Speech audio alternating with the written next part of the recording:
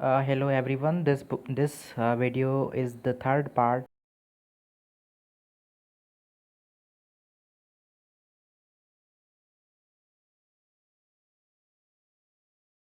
को देखा. नाउ इस this is the lesson number 11 जिसके अंदर वार की बात करते हैं यूवल. अब देखो, यहाँ पे कहते हैं कि भाई never under estimate human stupidity. आप कभी भी इंसान की जो बेवकूफ़ी को कभी अंडर एस्टिमेट ना करें, ठीक है. अब हमारी जो 21st सेंचुरी इसके अंदर जो वॉर है ना, वो कोई इतनी ज़्यादा मुफीद साबित नहीं होगी, क्योंकि आज की इस दौर में हमारे जो मेन एसेट्स हैं ना, जो इकोनॉमिक एसेट्स हमारे जो हैं, वो हैं टेक्निकल और इंस्टीट्यूशनल नॉलेज, ठीक है. अब पहले ज़माने में तो ये हुआ करता था कि लीडर्स जो कि बड़ी बड़ी जंगें लड़ते, टेरिटरीज़ को गेन करते थे, वो कहीं पे कोई नेचुरल रिसोर्सेज जहाँ पे होते थे तो वहाँ पे लड़ाइयाँ हुआ करती थी. तो ये कह रहे हैं कि भाई अभी 21st सेंचुरी के अंदर कोई इतनी ज़्यादा जो फाइटिंग है या फिर वॉर है ना, वो इतनी ज़्यादा मुफीद नहीं होगी, वो इतनी ज़्यादा लुक्रेटिव नहीं होगी लीडर्स के लिए. अच्छा, उसके बाद कहते हैं कि भाई human stupidity is one of the most important forces in the history. अब तारीख़ के अंदर अगर हम देखें ना, तो इंसानों ने बहुत बहुत गलतियाँ की हैं, ठीक है. ह्यूमन स्टुपिडिटी बहुत इम्पॉर्टेंट एक फैक्टर रहा है इस इंसानी तारीख़ के अंदर, ठीक है. अब जो मंतकी लीडर्स होते हैं, जो एक हकीकत पसंदाना जो लीडर्स होते हैं, वो भी कभी कभार बेवकूफ़ी की बेवकूफ़ी कर देते हैं, ठीक है. और some of the time they end up doing stupid things. तो इसी वजह से ये कहते हैं कि कभी भी आप स्टुपिडिटी को अंडर एस्टिमेट ना करें किसी भी ह्यूमन की. कोई बड़ा लीडर होता है, वो भी गलती कर बैठता है, ठीक है. अच्छा जी, देन 12 नंबर पे है ह्यूमिलिटी. अच्छा, ह्यूमिलिटी इसका मकसद आजिज़ी. You are not the centre of the world. आप दुनिया का सेंटर नहीं है, जो कि हम समझ रहे होते हैं सम ऑफ द टाइम अपने आप को, बट इट्स नॉट रियलिटी. कि human considered that their culture is the linchpin of human history. However it is not the case. हम जो इंसानी तारीख़ है उसके अंदर हम अपनी कल्चर को एक रीढ़ की हड्डी समझते हैं. लिंचपिन मीन्स कि एंकर इसको समझते हैं, बट ये केस नहीं है, ठीक है. ऐसी बिल्कुल भी नहीं है. अच्छा, अब 13 नंबर पे है गॉड है. यहाँ पे लिखते हैं कि don't take the name of God in vain. Religious laws were certainly helpful in establishing and maintaining the social order for thousands of years. अब देखो, रिलीजन है ना, उसने एक पॉजिटिव रोल प्ले किया है हम इंसानों की लाइफ के अंदर. उसके वजह से हमारे यहाँ इतने कई हज़ार सालों से यहाँ पे एक सोशल ऑर्डर मेंटेन है. लोग लोग जो है ना, वो बंधे हुए हैं. एक एक ऐसा कोड है, एक ऐसी मॉरल वैल्यूज़ हैं जिस जिस बिना पे हम इतनी कोई ज़्यादा लड़ाइयाँ नहीं होती. तो ये कहते हैं कि इस वजह से जो रिलीजन का एक पॉजिटिव रोल है.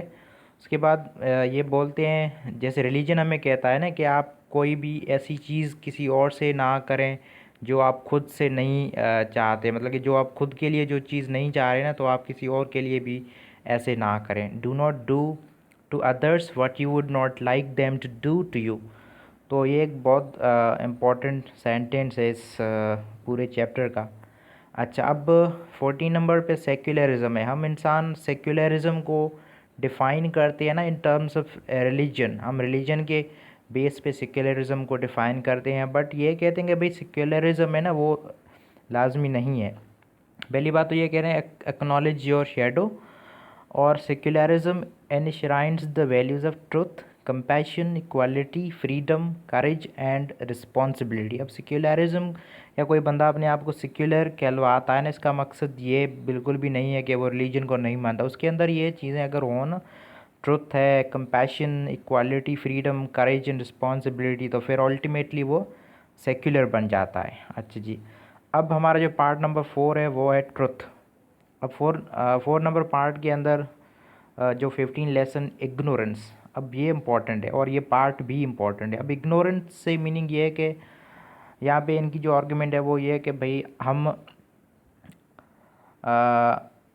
You know less than you think, ठीक है. मतलब कि हम जो सोचते हैं ना हम उससे कम जानते हैं। हम ये सोच रहे होते हैं, हम इस गलतफहमी का शिकार होते हैं कि भाई हमारे अंदर बहुत नॉलेज है, बट ऐसा नहीं है।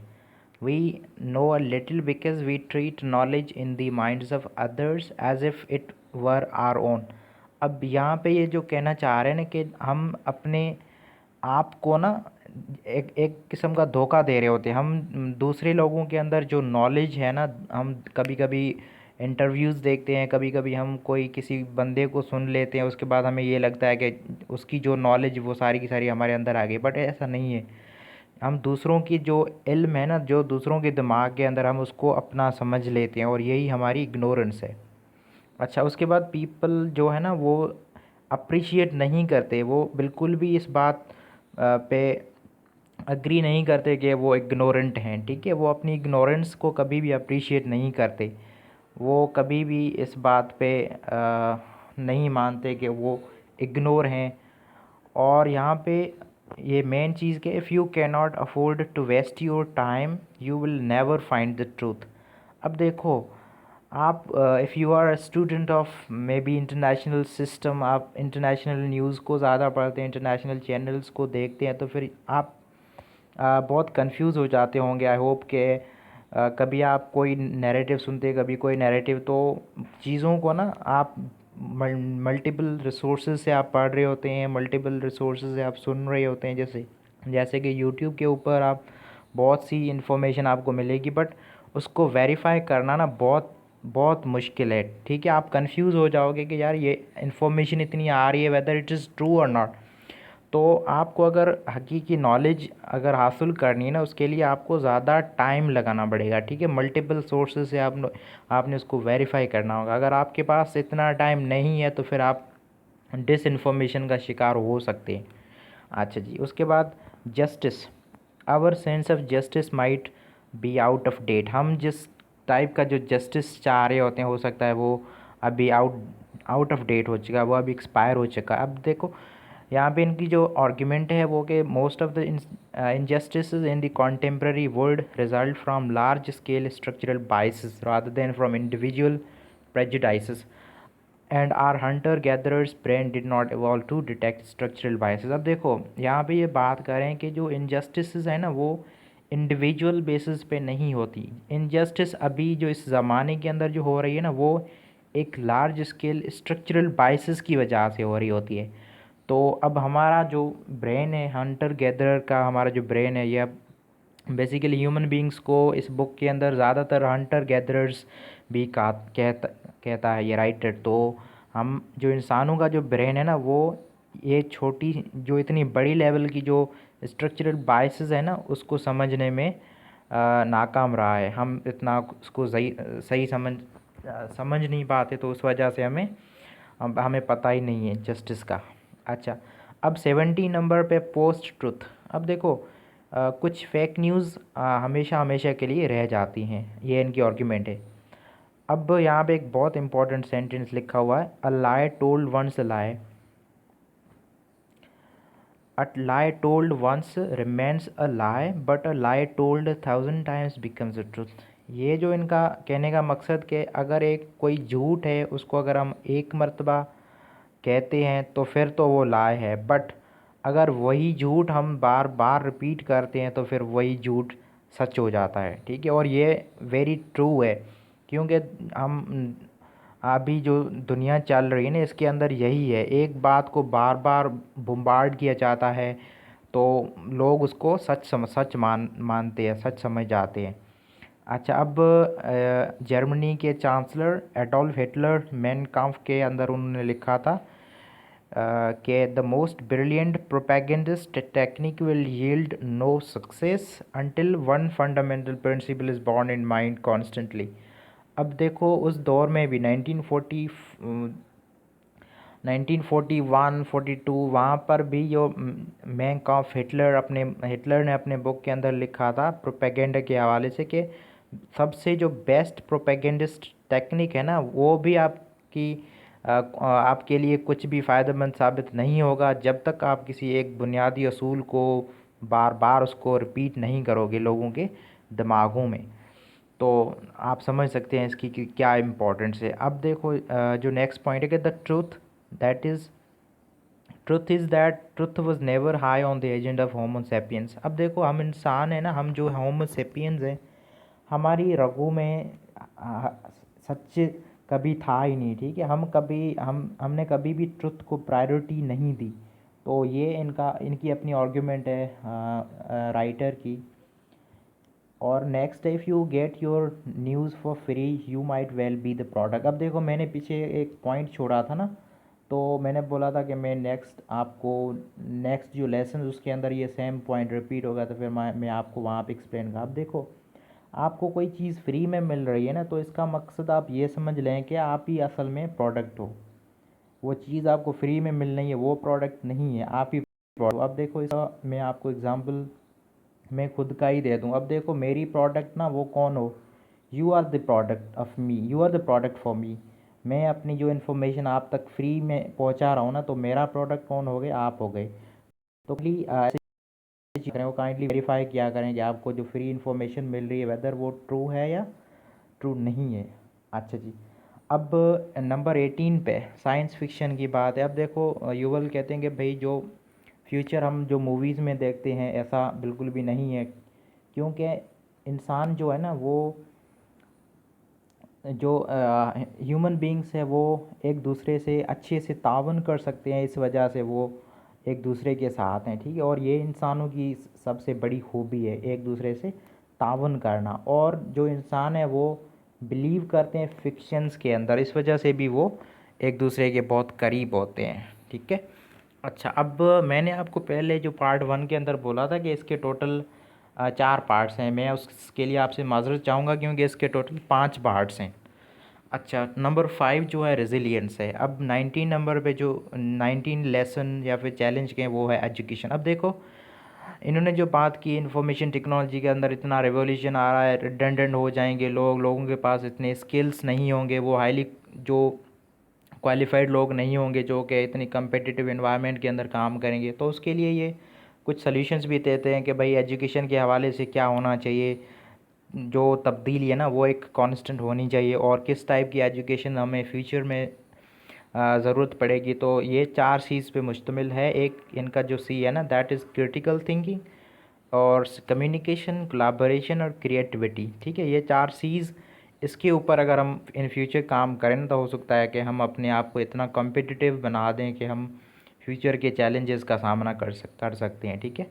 अच्छा, अब देखो यहाँ पे इन्होंने एक एग्ज़ाम्पल दी कि कोई बंदा अब 50 इयर्स का है और वो अपनी जॉब खो देता है, तो फिर उस बंदे के लिए तो मुश्किल हो जाएगा ना कि वो अपने नेक्स्ट जो वर्किंग 10 ईयर्स तक वो कोई नया स्किल सीख के फिर से दोबारा जॉब हासिल करे।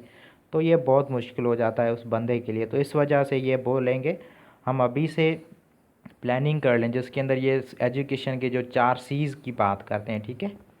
अच्छा, अब 20 नंबर जो लेसन है वो है मीनिंग के हवाले से। अब देखो लाइफ जो ज़िंदगी है ना वो कोई स्टोरी नहीं है, ये ऑथर का अपना आर्ग्यूमेंट है।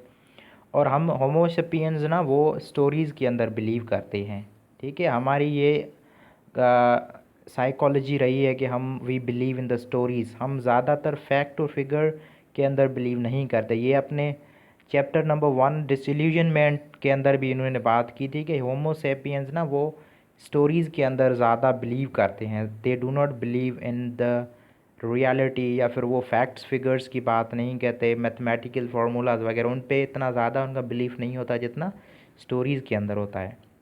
अच्छा जी, अब देखो हम जो अपनी लाइफ की मीनिंग है ना वो कैसे निकालते हैं। हम ये समझते हैं कि भाई हमारी एक लाइफ के अंदर रिकग्निशन होनी चाहिए, और हम जहाँ से अगर इस दुनिया से हम जब रुखसत करते हैं ना, तो फिर हम कुछ पीछे भी छोड़ जाएं, लीव समथिंग बिहाइंड, ये हमारा एक टारगेट होता है। इस लाइफ की मीनिंग हम ऐसे ही निकालते हैं, ठीक है।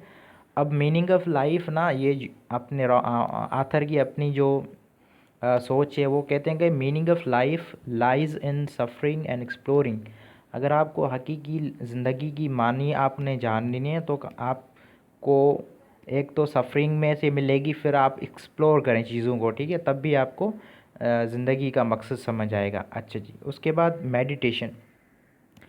अब मेडिटेशन के अंदर ये बात करते हैं कि भाई आप जस्ट ऑब्ज़र्व करें। ये अपनी एग्जांपल भी देते हैं। युवल नोआ हरारी ने बहुत मेडिटेशन की और वो पिछले कई सालों से मेडिटेशन करते आ रहे होते हैं कि भाई इतने जब प्रॉब्लम है तो फिर कैसे इंसान खुश रह सकता है। फिर आप मेडिटेशन करें, जस्ट ऑब्ज़र्व करें। और डीपेस्ट सोर्स ऑफ सफरिंग है ना, वो हमारे जो दिमाग के अंदर की जो पैटर्न्स है ना उसी से होती है, ठीक है। कोई सफरिंग बाहर से तो नहीं होती ना। कोई भी हम अगर दर्द होता है हम फील करते हैं तो फिर वो अपने दिमाग के अंदर होता है ना, तो उसकी ये बात करते हैं। तो इसके लिए बेहतर ये है कि आप मेडिटेट क्या करें, मेडिटेशन से आप बहुत अच्छा फील करेंगे। अच्छा, इस चैप्टर के अंदर ये डिफरेंस भी देते हैं कि भाई ब्रेन और माइंड के अंदर क्या डिफरेंस है। ब्रेन एक मटेरियल ऑब्जेक्ट है, ठीक है, एक मटेरियल ऑब्जेक्ट जिसको हम ब्रेन कहते हैं, that comprises of other parts as well. और जो हमारा माइंड है ना वो एक सब्जेक्टिव एक्सपीरियंसेस जिसके अंदर होते हैं, ठीक है, जैसे कि पेन हो गया, खुशी, एंगर, लव, ये सारी की सारी चीज़ें ना they are actually the subjective experiences. तो ये सारी की सारी हमारे ब्रेन का पार्ट है, मतलब कि हम हमारा ब्रेन है ना इन सब चीज़ों को समझता है। So that was it. I hope कि आपको बहुत फ़ायदा हुआ होगा इस पूरे बुक रिव्यू के अंदर। काइंडली आप कमेंट कीजिएगा और अल्लाह हाफिज़।